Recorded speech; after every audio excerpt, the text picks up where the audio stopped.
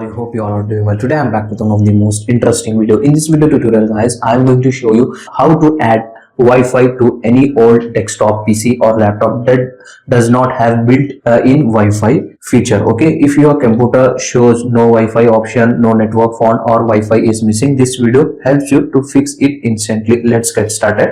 Mainly guys, older desktop computer and budget laptop were not made with built-in Wi-Fi hardware. They only have Ethernet port only. That means you cannot connect to Wi-Fi unless you add a Wi-Fi hardware manually.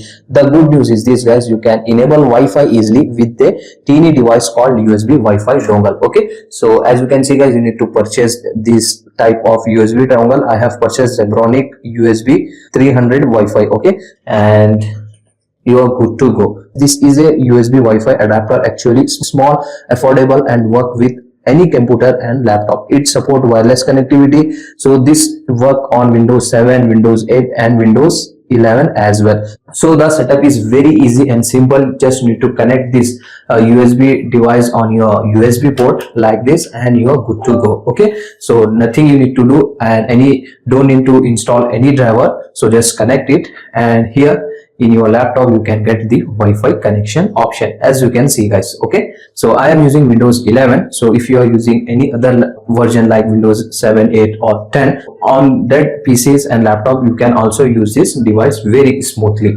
Even your PC is 10 to 15 years old, so this device will add Wi-Fi option to it.